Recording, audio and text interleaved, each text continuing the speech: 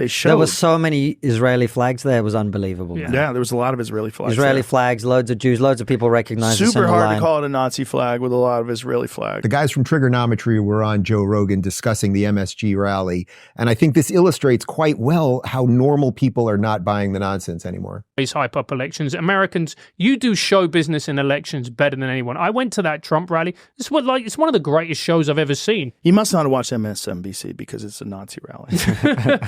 They showed. There were so many Israeli flags there. It was unbelievable. Yeah, there was a lot of Israeli flags. Israeli flags, loads of Jews, loads of people recognize the center Super hard line. to call it a Nazi flag with a lot of Israeli flags. I mean, or Nazi. It's just so silly. Meeting. This bullshit. But that's what they're doing. They're just trying to win. They're trying to win. But you can't. The words have meaning, Joe. They do, yeah. They're supposed to, and for a reason. And that word, it's supposed to have a very specific meaning. And it's it was a kind of a thing where, like, if someone said that about somebody, you'd go like, holy shit, I better really make sure this guy isn't that. I better really make sure this isn't that. It used to be like, oh my God, that guy's a Nazi? Like, you want to follow him, see where he's going to some secret meeting. Like, right. Oh my God, he's really a Nazi. It's so irresponsible. It really grinds my gears, that shit, man. It's just, I know you want to win, but this isn't winning. This is making the whole thing worse.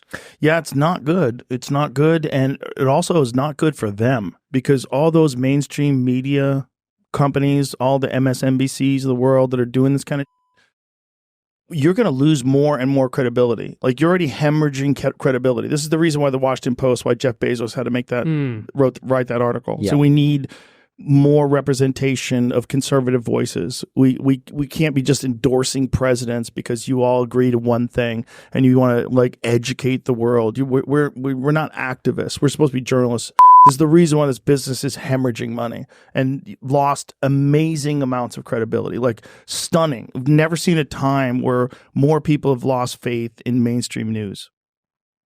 Jim, putting aside the Nazi stuff for a moment, Rogan's point there about what's happening with the mainstream media versus online media, you've been at the forefront of the censorship situation for years. You discovered that actually one of my tweets was censored by the government during COVID. You get, as you told me, you get absolutely nothing. You don't get a letter. You don't get a sorry. You get nothing. It is what it is.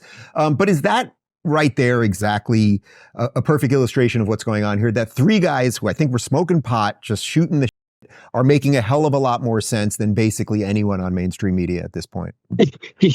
Definitely what's going on. And as Tip knows, we've spent a bulk of our time on the committee this year trying to dig into this censorship effort and exposing what's going on. And again, I think the country's figuring it out.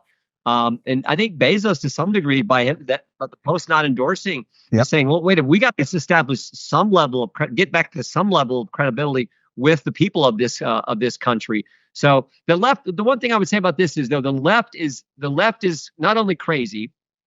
The left has a template. They have a formula they follow all the time. The left will tell a lie.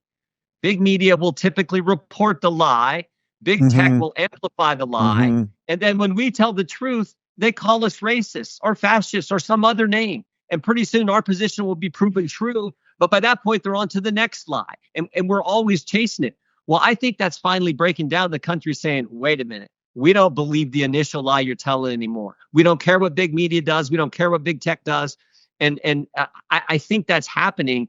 And it's so refreshing to see that we are coming back to what one of our witnesses said in a hearing is really the hallmark of Western civilization, the ability to have a debate and talk about things and not be concerned that the government's going to try to chill your speech or attack you or limit your speech.